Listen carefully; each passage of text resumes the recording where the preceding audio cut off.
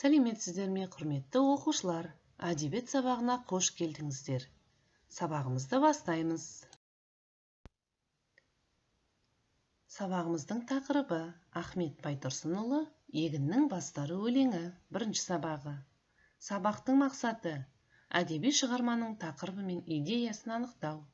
Көркем шығармалардан шағын көлемді үзінділерді мәнерлеп оқу, жатқа оқу. Ал балалар, өлеңнің мазмұнымен таныспас бұрын мына сұрақтарға жауап берейік. Адамның қандай қасиеттерін білесіңдер? Тәкаппарлық деген қандай қасиет? Тәкаппарлық ақыры жақсылыққа апармайтын жүректегі дерт деген оймен келісесіз бе? Ахмет Байтұрсынұлы. Егіннің бастары. Бір адам жас баласын жанын алды. Екеуі сайран етіп кетіп қалды. Қыдырып әрлі-берлі жүрді дағы егінші егін еккен жерге барды. Аралап әр егінді қарап жүрді. Кезеді пісіп болған егін түрлі. Бастарын дәнге толған төмен салып, бидайлар бейне тағзым етіп тұрды. Жалғыз ақ бір бидай тұр көкке қарап. Бейне бір жалғыз өзін көпке балап. Баланың сол бидайға көзі түсіп, білмекке кетті көңіл жөнін сұрап. Құбылып бидайлар тырбасын салып, жіберген мырза құдай нұрға қанып. Әй әке, мұның мәнін түсіндірші, бір іске тұрмын өзім қайран қалып. Бұл бидай көтеріп тырбасын көкке, қарайды шекірейіп өзге көпке. Өзіне өзгелерді теңгермейтін соншама бұл бидайдың дәні көп пе? Айтайын мұның мәнін балам саған. Шырағым түрін көріп таңдан боған. Өзгесі төмен қарап бүгілгенде ойлама кем екен деп бәрі сонан. Және де әкесі айтты баласына, сұқтанба құр сорайған қарасына. Құдайым өзгесіне дәм бергенде бұл бидай дәнсіз қапты арасында. Бидайлар басы толық иіліп тұр, дән берген қожасына сыйынып тұр. Басында бұл бидайдың дәні болмай, кекірейіп көкке қарап білініп тұр.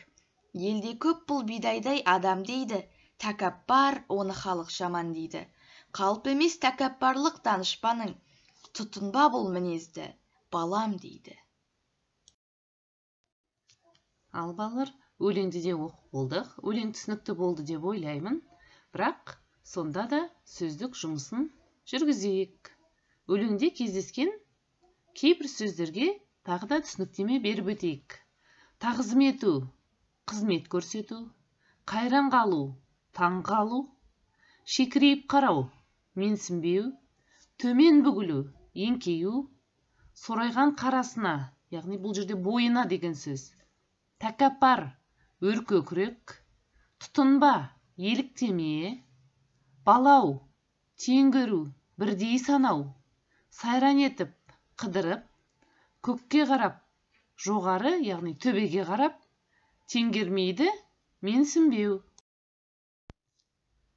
Ал енді балалар өлеңнің мазмұнымен таныстық, мәнерлеп оқыдық, біраз сөздерге түсініктеме де бердік.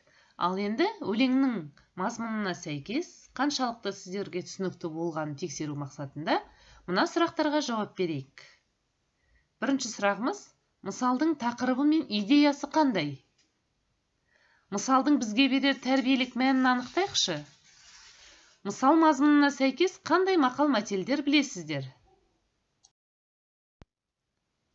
Балалар, ендігі орындалатын тапсырмамыз мысалды пайдалана отырып, бидайдың сипаты арқылы берілген адамның мінез құлқын қара сөзбен жазыңыздар. Адамның қандай мінез құлықтары айтылды? Сабағымызда аяқталды. Бүгінгі сабақтан алған 3 маңызды ақпаратыңыз қандай? Бүгінгі сабақта қиындық тудырған 2 аспекті. Бүгінгі сабақта ұнаған бір іс-әрекет. Өз ойларыңызбен бөлісіңіздер.